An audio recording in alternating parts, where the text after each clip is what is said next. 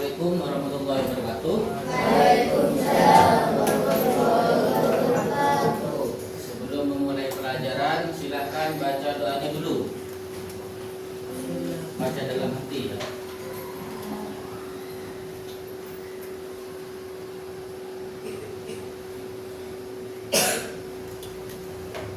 Doa selesai.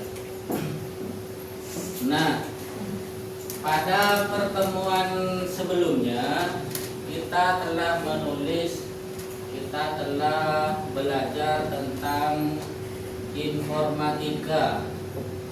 Di informatika ini yang kita pelajari adalah tentang berpikir komputasional. Berpikir komputasional. Coba siapa yang tahu berpikir komputasional itu apa? Apa? Konsep bagaimana menemukan masalah yang ada di sekitar kita, memahaminya, kemudian mengembangkan solusi yang inovatif dengan bantuan perangkat teknologi komputer. Ya, tepuk tangan. Nah, selanjutnya kita akan mengaitkan pelajaran informatika ini dengan pembelajaran coding dan KA. KA ini kecerdasan artifisial. Konsep berpikir komputasional ini yang pertama kita harus memahami apa itu berpikir komputasional. Nah, berpikir komputasional ini adalah konsep bagaimana menemukan masalah yang ada di sekitar kita, memahaminya, kemudian mengembangkan solusi yang inovatif dengan bantuan perangkat teknologi komputer. Nah, jadi masalah-masalah yang ada dalam kehidupan kita sehari-hari itu bisa kita selesaikan dengan bantuan teknologi. Yang dalam hal ini adalah komputer yang kita kenal. Kemudian selain dari komputer ini, alat-alat teknologi itu apa saja selain komputer? Laptop, HP, apa? iPad, PC, perangkat komputer. Nah, itu adalah salah satu alat teknologi yang dapat membantu kita menyelesaikan permasalahan dalam kehidupan sehari-hari. Nah, di sini yang kita pelajari ini menggunakan komputer. Nah, berpikir komputasional ini memungkinkan kita dapat menyelesaikan masalah-masalah meskipun masalah itu sangat besar, yang sangat kompleks. Nah, berpikir komputasional ini memiliki 4 kunci. Nah, ini harus sama-sama ada, harus sama-sama satu dengan yang lain ini saling melengkapi. Kalau tidak ada di salah satunya, maka kemungkinan ini pemecahan masalahnya kurang efektif atau kurang maksimal. Nah, 4 teknik kunci pendekatan ini adalah di komposisi yang pertama. Kemudian yang kedua adalah pengenalan pola. Yang ketiga abstraksi dan algoritma. Ada yang tahu di komposisi itu apa? Di komposisi adalah pendekatan dengan memecah masalah besar dan kompleks menjadi masalah-masalah yang lebih kecil dan lebih sederhana sehingga lebih mudah dikelola dan dipahami. Kemudian dicari solusinya. Ya, betul. Kemudian pengenalan pola. Apa? Ayo, pengenalan pola. Pengenalan pola merupakan teknik yang mencoba untuk melihat kesamaan pola-pola dan karakteristik dari suatu permasalahan yang ada. Nah, ya, kemudian abstraksi. Abstraksi adalah teknik menemukan informasi yang penting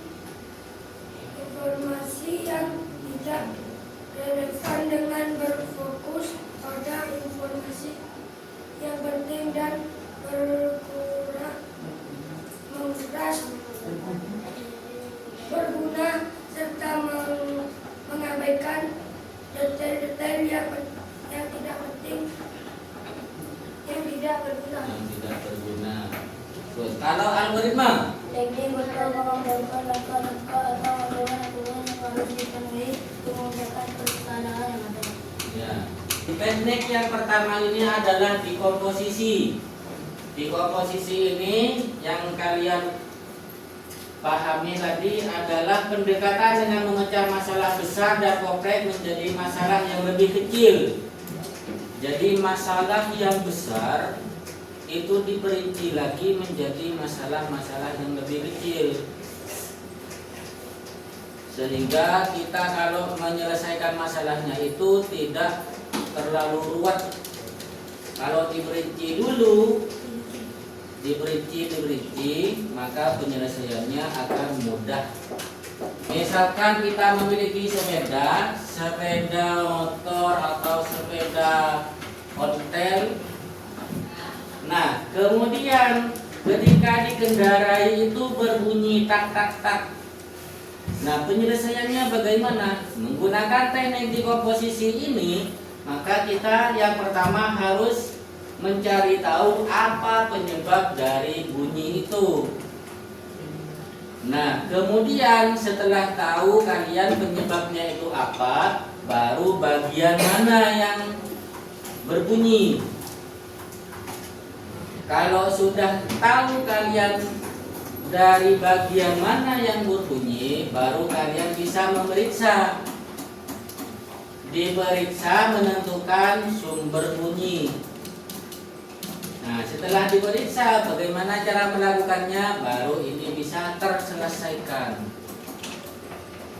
Jadi kalian ini kita harus berpikir komputasional. Artinya dengan menggunakan alat yang dikatakan tadi, menggunakan alat teknologi berupa komputer.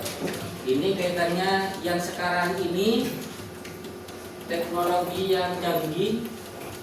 Kita mengenal ChatGPT atau Meta AI yang ada di WhatsApp.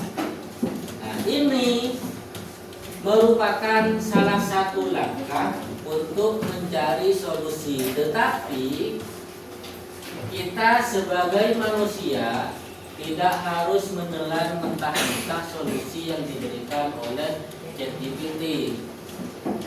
Karena itu hanya sederhana, jawaban yang sederhana. Kita sebagai manusia harusnya berpikir lebih kompleks. Kenapa jadi begini, kenapa jadi begitu, dan lain sebagainya. Nah, ChatGPT itu ada orang yang memproses data sebelumnya, memasukkan data. Jadi tidak semerta-merta ChatGPT itu menjawab semua pertanyaan kita. Sebelum ChatGPT itu ada orang yang memasukkan data, kemudian diproses, ada inputnya, kemudian diproses, kemudian ada output. Output itu keluar. Ketika kalian, contohnya kalian di ChatGPT ingin membuat gambar kucing, kalian dengan bulu yang warnanya seperti ini, tingginya seperti ini, maka diproses oleh ChatGPT, keluarlah apa yang sesuai dengan yang kalian cari. Nah, itu tidak semerta-merta, ada yang memasukkan datanya. Nah, karena itu adalah orang yang memasukkan data, bisa saja ChatGPT itu salah, tidak sesuai dengan apa yang kita butuhkan. Salah itu artinya tidak sesuai dengan apa yang kita harapkan. Menjadi masalah contohnya, kalau kita tidak diperinci menggunakan ChatGPT, maka yang keluar juga tidak terperinci. Jadi memasukkan data, mencari data di ChatGPT harus dengan terperinci. Kalau tidak terperinci, yang keluar juga tidak akan maksimal. Contohnya, kalian buatkan saya poster warung nasi. Nah, yang kedua itu akan banyak contoh. Ketika dibuatkan lagi, minta lagi buatkan yang seperti ini.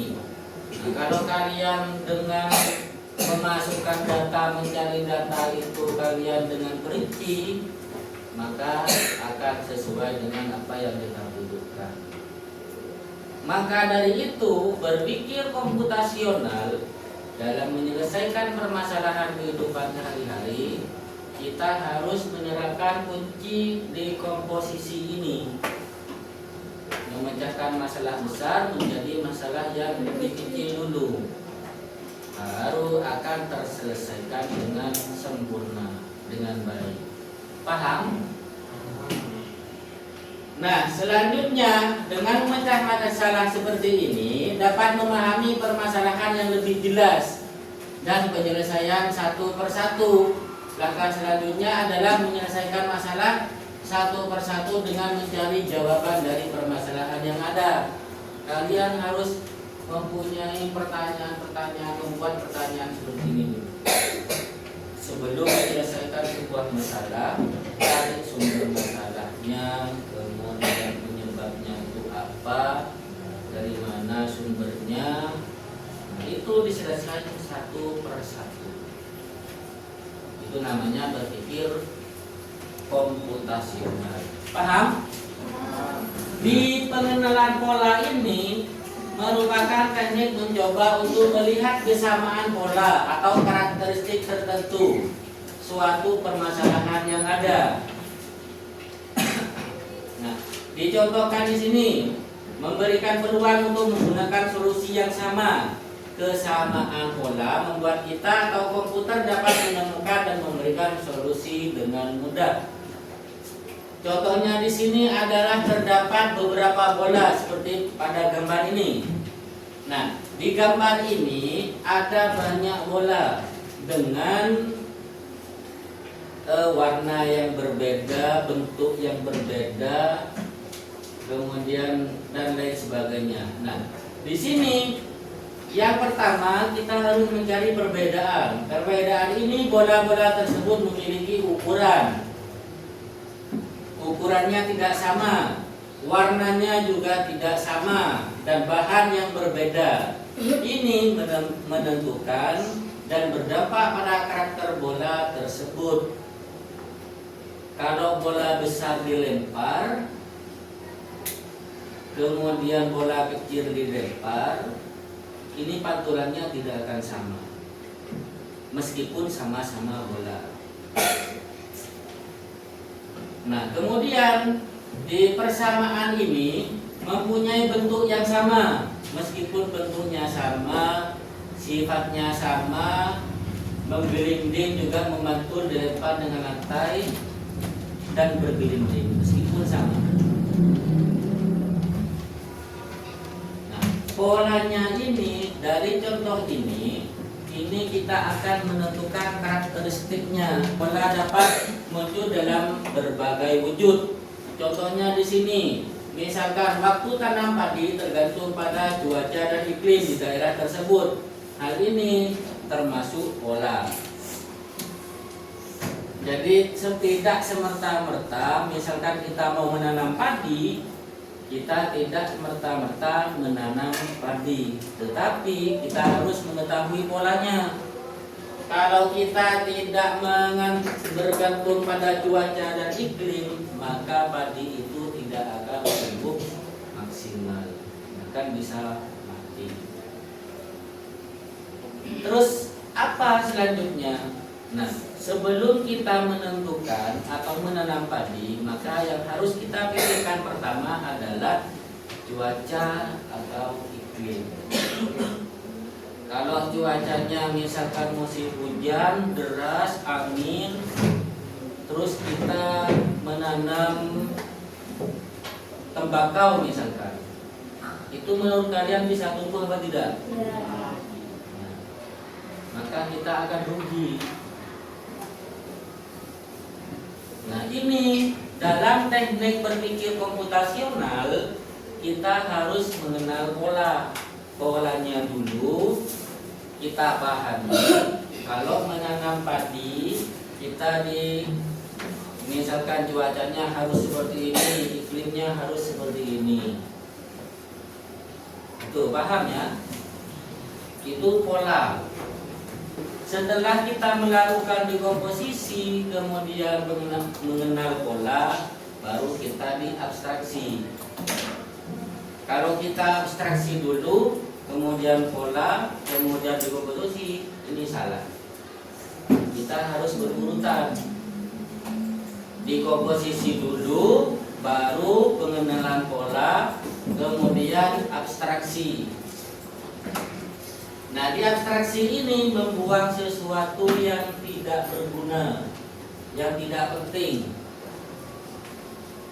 Detail, sesuatu yang sangat detail tapi itu tidak berguna, itu akan menghambat pemrosesan data kalau di komputer. Contohnya misalkan di komputer ini ada banyak sampahnya, sampah-sampah komputer. Sesuatu yang di-delete, dihapus, itu akan menjadi sampah. Nah, sampah itu kalau tidak dibuang, maka akan menghambat proses menghidupkan atau kinerja komputer setelah dihidupkan. Akan menjadi lemot. Jadi, kita akan setelah mengenal pola, kita akan perlu melihat detail setelah permasalahan ini yang kita pecahkan. Nah, yang perlu dihilangkan dan perlu kita tampung. Untuk membuat model matematika pantulan bola, maka informasi akan ukuran, warna, dan desain tampilan bola tidak penting. Ini kalau dalam matematika. Kalau kita ingin mengetahui pantulannya, warna, desain itu tidak penting tampilannya. Yang penting adalah bahannya. Bahan dari bola tersebut. Bola itu kalau terbuat dari karet dengan bola yang terbuat dari plastik, itu pantulannya tidak sama. Meskipun nanti tampilannya sama, besarannya sama, warnanya sama, tetapi bahannya berbeda, maka pantulannya juga akan berbeda.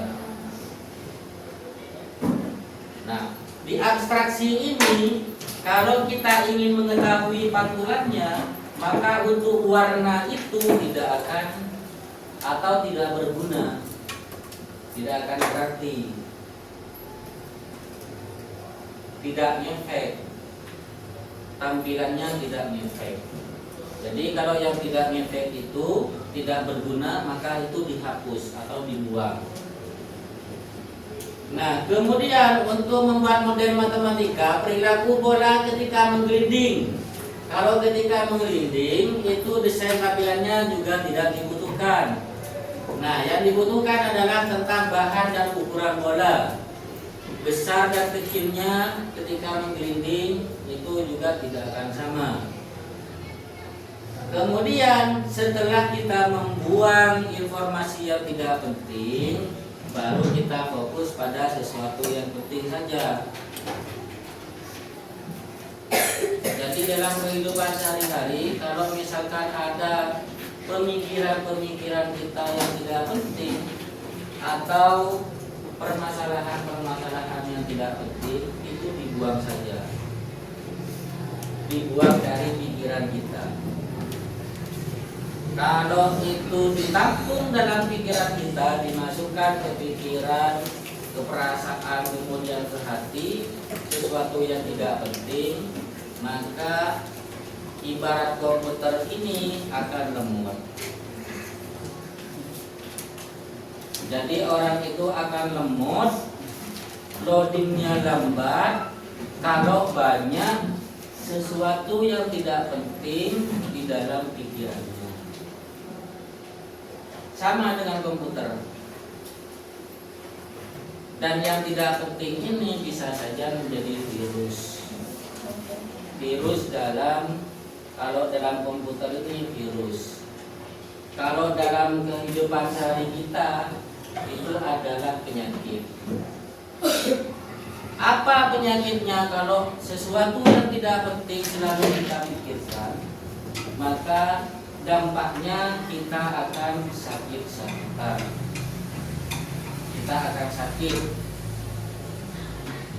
badan kita lemas, dan lain sebagainya. Itu kalau kita mengkonsumsi pikiran-pikiran yang tidak penting. Jadi buanglah sesuatu yang ada dalam pikiran kita yang tidak bermanfaat, yang tidak penting. Misalkan ada orang lewat berbicara tentang ini itu, tetapi menurut kalian itu tidak penting informasinya, maka tinggalkan saja, buang saja, hapus saja, delete atau take supaya tidak tertampung di sini. Kalau ditampung di sini, orang berkata apa, semuanya ditampung di sini, pikiran kita akan lemah, loading. Ketika disuruh maju ke depan tidak mau. Itu kenapa? Karena di pikirannya itu malu. Disuruh maju ke depan, ayo anak-anak ini silakan maju ke depan, presentasikan ini. Dibaca bukunya di depan, silakan. Tidak mau. Kenapa tidak mau? Karena sudah menampung pikiran-pikiran malu. Nah ini yang harus kita ubah. Itu tidak penting kalau kita sedang dalam belajar. Kalau disuruh guru silakan maju ke depan, kemudian baca bukunya, itu harus sigap. Baca bukunya, maju ke depan. Kalau masih punya perasaan malu, takut dan lain sebagainya, ini adalah pemikiran yang tidak penting. Dalam ilmu komputer ini termasuk di bagian abstraksi. Ini kita harus membuang sesuatu yang tidak berguna atau tidak penting, apalagi tidak punya manfaat untuk kita dan orang lain. Kalau kita sudah diselimuti rasa malu dalam pikiran, dalam tingkah laku, ketika disuruh ke depan tidak mau karena takut dan malu, ini pikirannya sudah banyak sampahnya. Ketika disuruh ke depan tidak mau maju tapi pelan-pelan, lemot. Disuruh ke depan masih mundur, masih nyuruh temannya dan lain sebagainya.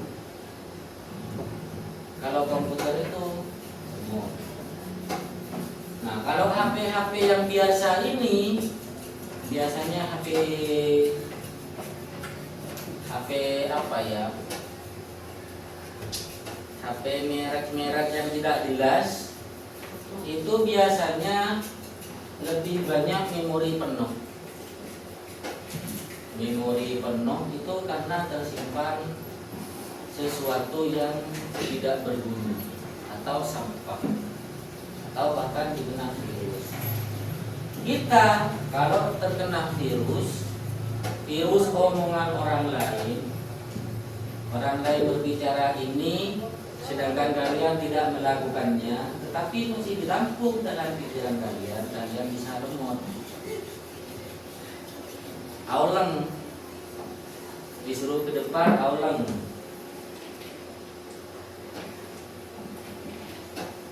Kalau HP main game misalkan, kita buka aplikasi game, lemot. Kenapa? Karena banyak sampahnya. Nah ini di abstraksi ini kita akan membuang sesuatu yang tidak berguna, yang tidak bermanfaat. Algoritma ini adalah teknik untuk mengembangkan langkah-langkah atau aturan Ini ada langkah-langkahnya, ada peraturannya. Kalau kita tidak mematuhi peraturan ini, maka kalian juga akan terhambat. Apa yang terhambat? Aktivitas kita atau kehidupan kita sehari-hari. Ini akan terhambat. Kalau di komputer ini, kalau misalkan algoritma ini kita tidak sesuai dengan peraturan atau langkah-langkah, contohnya mematikan komputer dengan baik dan benar. Bagaimana caranya? Nah, langkah-langkahnya itu adalah mengklik menu start, kemudian klik shutdown. Itu langkah-langkah yang benar. Ada yang mematikan komputer itu langsung dengan menggunakan tombol power yang ada pada CPU. Nah, kalau kita mematikan komputer dengan tombol power pada CPU, maka itu akan membuat komputer menjadi rusak. Sistemnya akan bermasalah. Dan bahkan komputernya tidak akan hidup, akan rusak. Itu kalau kita tidak mengikuti langkah-langkah atau aturan-aturan yang ada. Sama dalam kehidupan sehari-hari kita, kalau kita di pesantren, kita harus mengikuti peraturan yang ada di pesantren.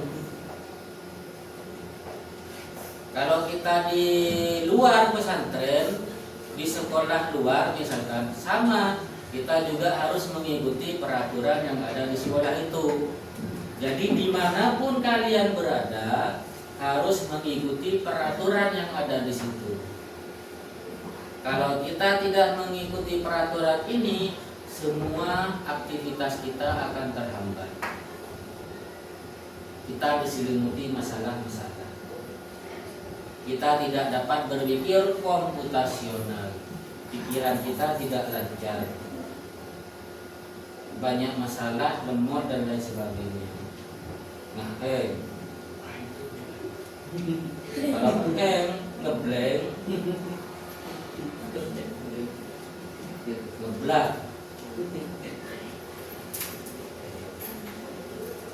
Nah, contohnya lagi, kalau ada orang gila itu kenapa? Apa sebabnya?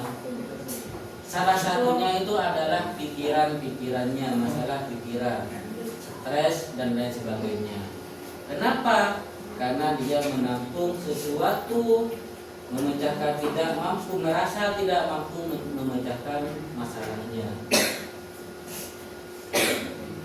Maka kalau kita tidak ingin gila, tidak ingin stres, maka kita harus berpikir komputasional supaya lancar pemikiran kita, kehidupan kita, perekonomian kita, punya uang setiap hari dan lain sebagainya.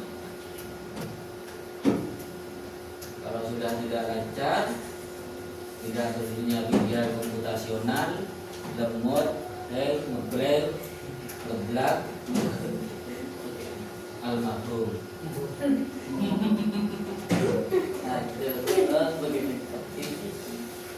Itu kalau terlalu banyak sampah pikiran kita. Jadi di pondok ini kalian di pesantren, buanglah sesuatu yang tidak berguna dalam pikiran kita, yang tidak penting dalam pikiran kita, buang jauh-jauh, supaya kita tentram hidupnya di sini, tentram, aman, damai dan sebagainya. Di pondok ini ada yang kerasan, ada yang tidak kerasan. Kenapa? Dalam pikirannya, kalau yang tidak kerasan ini, dalam pikirannya masih ada banyak pikiran-pikiran yang ada di rumah. Nah, itu tidak penting. Kalau ini tetap dipikirkan, maka kita tidak akan pernah kerasan dimanapun berada, termasuk di pesantren. Kalau pikiran-pikiran yang ada di rumah dibawa ke sini, kalian bisa saja jadi lemot. Ketika sudah lemot, sakit-sakitan. Ketika sampai di rumah, sehat, jasmani dan rohani, main HP. Jadi kalau pikiran kita yang di rumah dibawa ke sini, dan itu tidak penting dan membuat kita tidak terasa limau. Di halaman 18, kalian apa yang kalian lakukan? Nah, buatlah pembagian tugas dan peran untuk setiap anggota tim.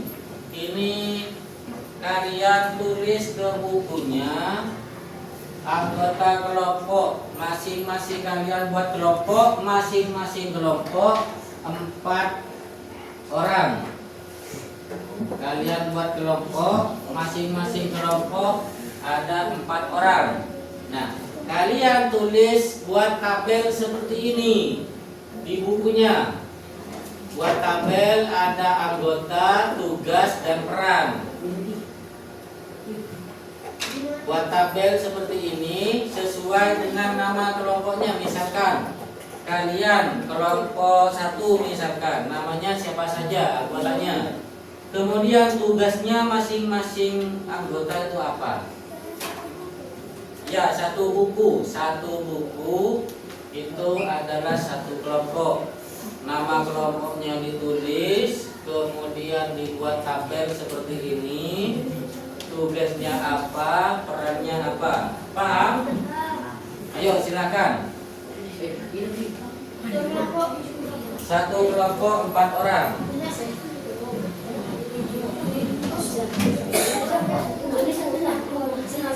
Ayo, satu kelompok 4 orang.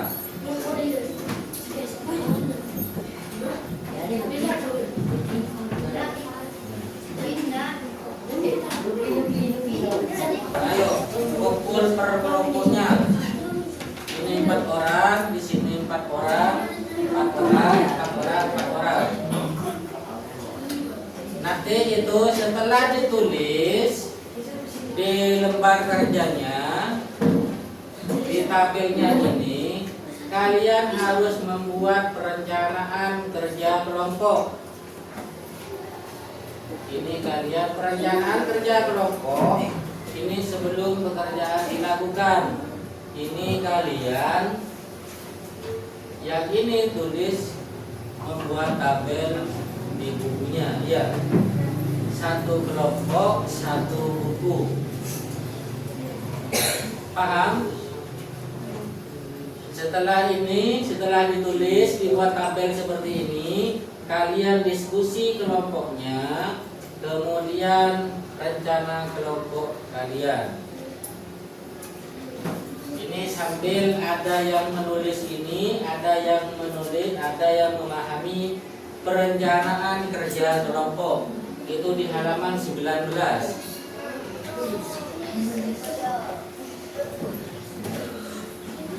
Yang sudah selesai nanti saya akan memanggil ketua kelompoknya. Perwakilan dari kelompok itu melakukan presentasi. Dipresentasikan ke depan.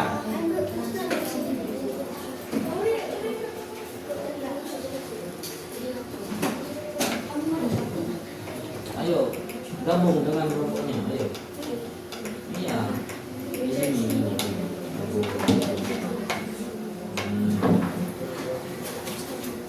Gabung ini kamu.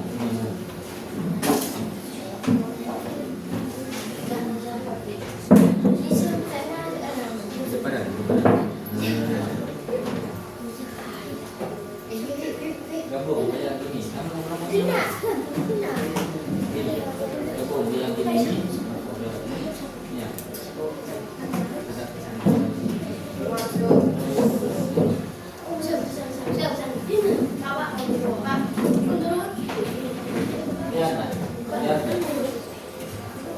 Lihat, ayo kamu kelompoknya mana? Mau ke sini kelompoknya.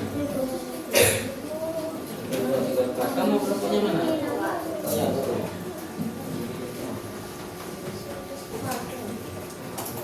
Gabung. Kayak itu ya. Iya.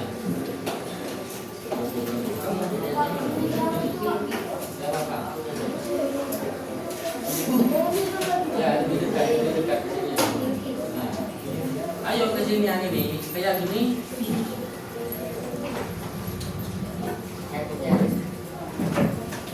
Nah, ini ada yang membuat tabelnya, kemudian ada yang memahami perencanaan kerja kelompok di halaman 19 itu.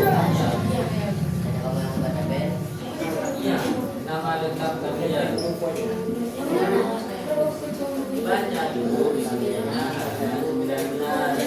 Ya.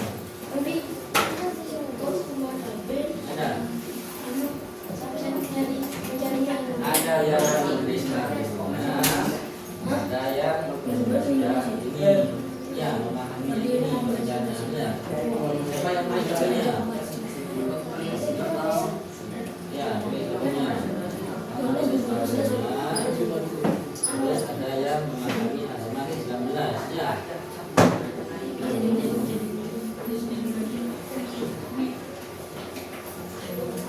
Ada yang menulis tabelnya. Siapa yang menulis tabelnya?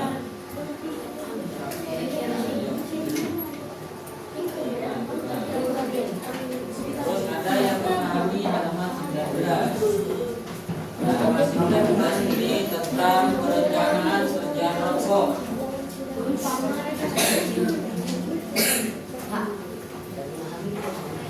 Ya, dibaca memahami itu, dibaca dulu di halaman 19 ya. 19 itu dibaca, dipahami apa maksudnya. Ya, ada yang menulis tabelnya. Ya, tulis tabelnya. Tabel apa yang kalian lakukan. Misalkan kelompok anggotanya siapa saja, tulis nama lengkap. Ya. Setelah nama lengkap, tugasnya itu apa, perannya itu apa.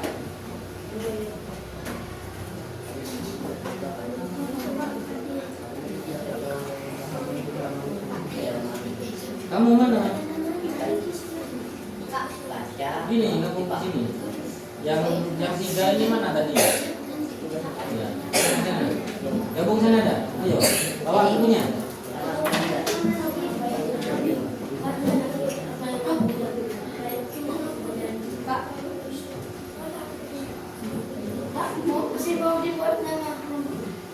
Ini kan sudah ada anggotanya, nama kalian. Ya. Nama anggota ini nama kalian. Iya. Jadi nama anggota ini ya nama lengkap.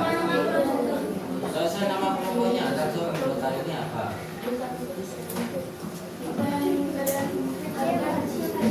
Enggak, langsung tabelnya ya. Jadi, ayo.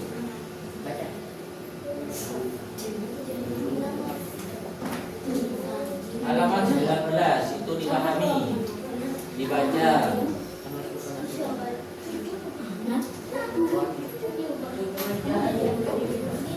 Hah? Kenapa? Nah, itu terus dibaca. Iya. Tugas itu apa?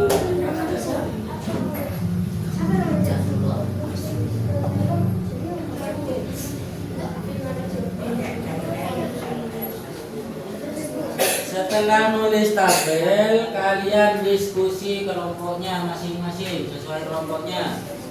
Yang didiskusikan itu adalah, misalkan kalian ini adalah anggota, kalau komunitas yang ada di rumah apa ya? Hah?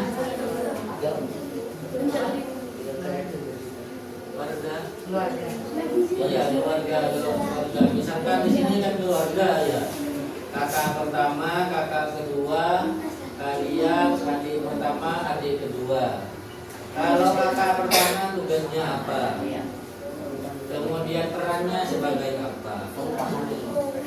Nah, Kalau kalian buat rencana kerja kelompok, di sini dibaca dulu.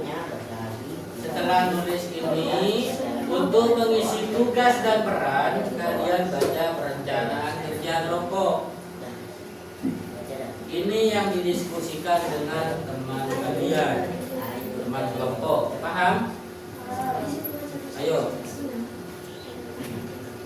Contohnya di sekolah ini, yang ada di sekolah ini ada OSIS.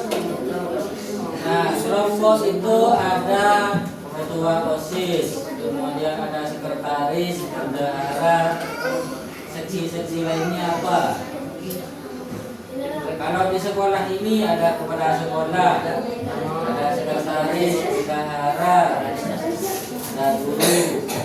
Kalau di pemerintahan ada kepala desa, ada sekretaris desa, bendahara desa, dan lain sebagainya.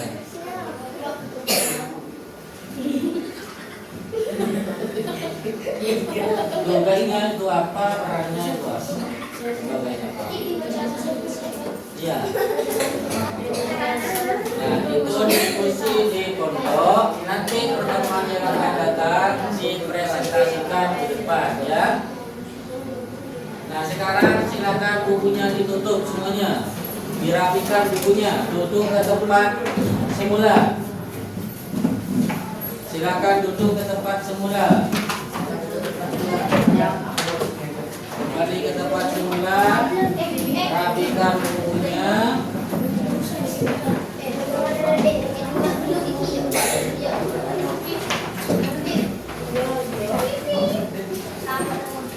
Rapikan bukunya sudah?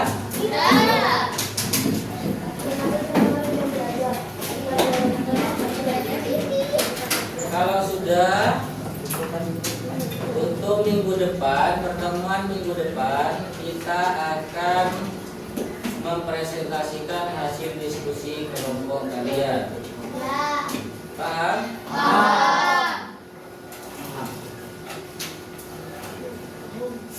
Ada yang ditanyakan? Kalau tidak ada, semoga ilmu yang didapat sekarang bermanfaat dan barokah. Silakan baca doanya dalam hati.